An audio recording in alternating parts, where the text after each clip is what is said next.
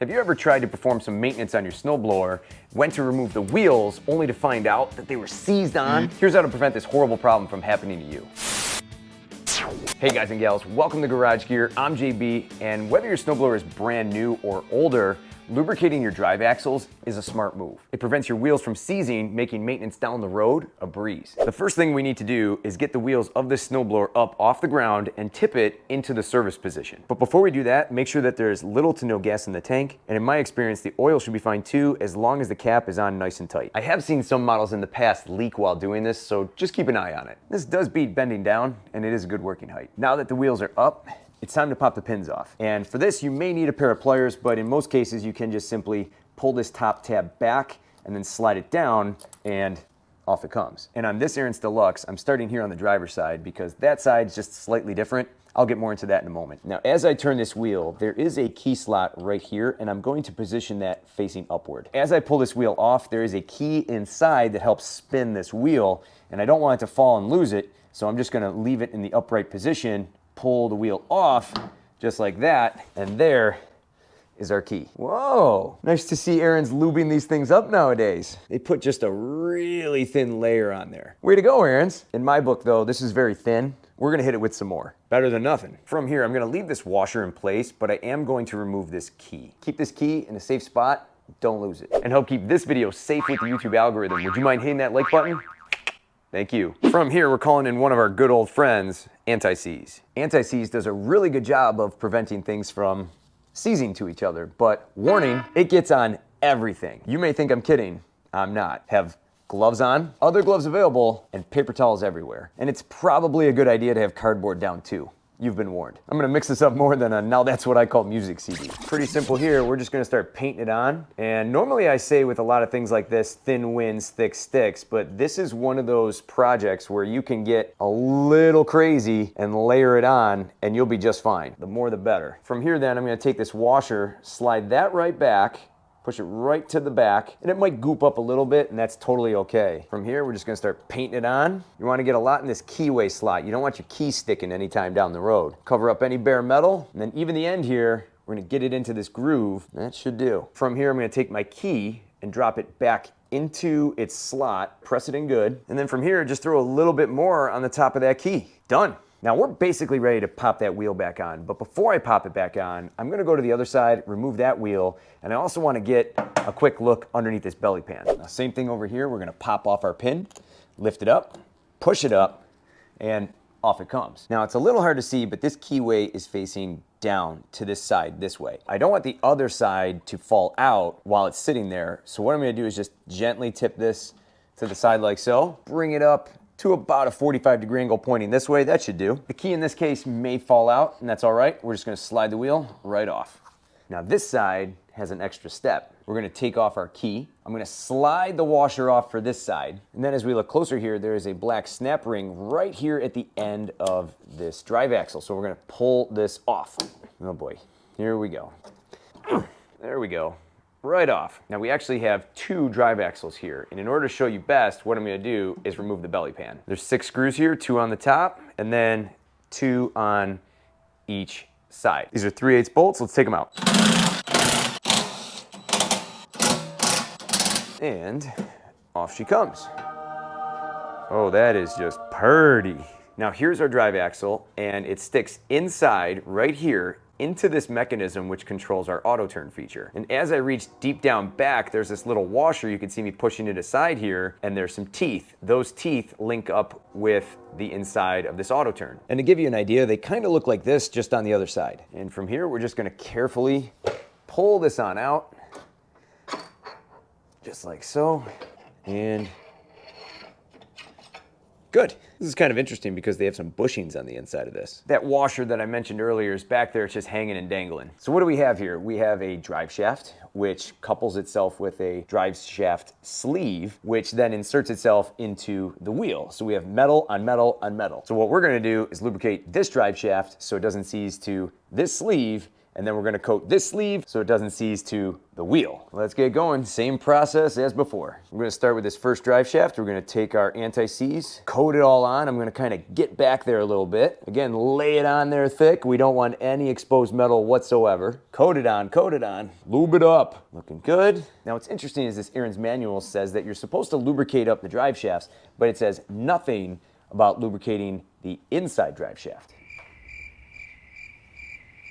Now from here, we're gonna slide on our sleeve, and the tricky part is getting these gear teeth back into that washer that previously was on top of it. So we're gonna have to work this on a little bit here. Yep, there we go, lined right up. And then we're just gonna work these gears back right in to the auto turn. Perfect, that went in easier than I thought. Now, just to keep everything happy and properly in place, I'm gonna slide my washer back on, and then I'm gonna take my snap ring and reinstall that. Can I do it by hand?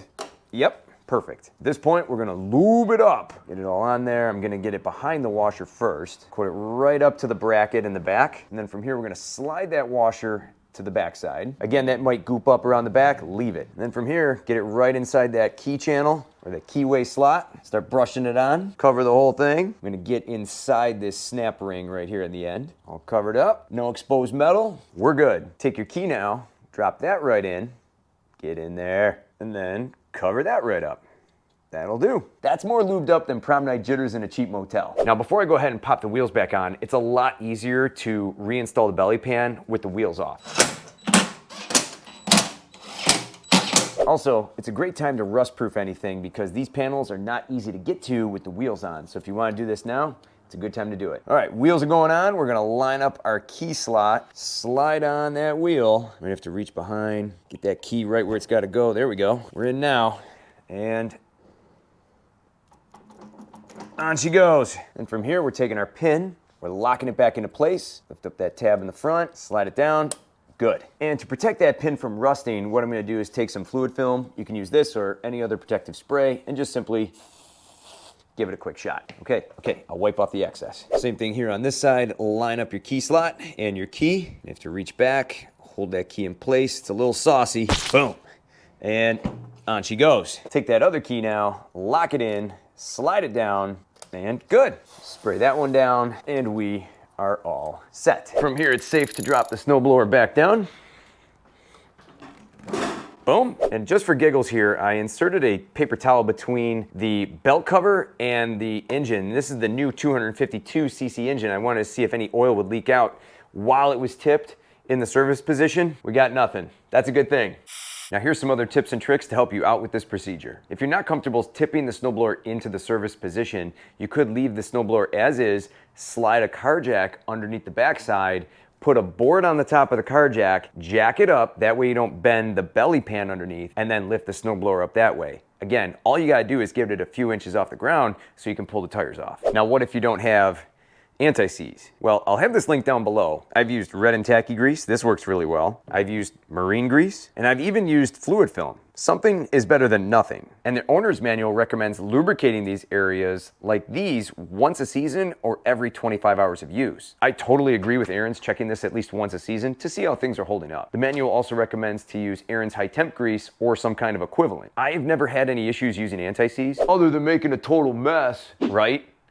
But I coated my previous snowblower the same exact way, checked the wheels 3 years later, took them off, and they slid right off. The anti-seize held up just fine. That made doing repairs a lot easier. Now the big question here is, what if your wheels aren't coming off? Here are a couple things that I've done in the past. Perhaps one of these methods could help you out. First, you could try soaking the wheel axles in PB Blaster overnight. Get in there as best you can and let it soak. Spray it down heavy. You may have to do this multiple times, but this is a product that needs to just get in there and do its thing. It needs time to work. Come back the next day, give the wheel a few taps with a hammer, and it may just come free. The next thing you could try is torching it. The heat will help the wheel expand right off the axle. Be careful when using heat though, it could ruin the paint on your wheels, and it could ignite any gas nearby. So do this in a safe space and keep anything flammable far away. Another thing you could do is torch the axle and let it sit there for a couple of minutes, and then immediately as soon as you're done, dump a bucket of ice cold water right onto the axle. The rapid expansion and contraction of the hot and cold temperatures should help break the bond. I've done this before a couple of times, and you get a loud clink as soon as the bonds break. Science! But I've tried all of these and it still didn't come off. I understand your frustration, and I've been there before. And at this point, it may be time for surgery. I know a guy that went to replace his friction disc and never did any of the previous procedures, tried to pull his wheels off, and neither one would budge. He ended up having to remove the belly pan and cut the axle in half. If you get to that point, you may want to just consider selling your snowblower off for parts, and then take that money and put it towards a new one. Problems like this can turn a 1-hour procedure into an entire weekend. Now, if you're interested in getting underneath that belly pan to lube things up and inspect your friction disc, I'll have a video I did on that entire procedure linked down below in the description. As I mentioned earlier, I like to rust-proof panels. And if you haven't checked out my full snowblower rust-proofing course yet, you should, especially if you're planning to keep your snowblower for an extended period of time. I go over how to rust-proof it from stem to stern, and I'll have that whole course linked down below in the description. For more cool garage gear content, click or tap the screen right here. Thanks so much for watching, and I'll see you in the garage.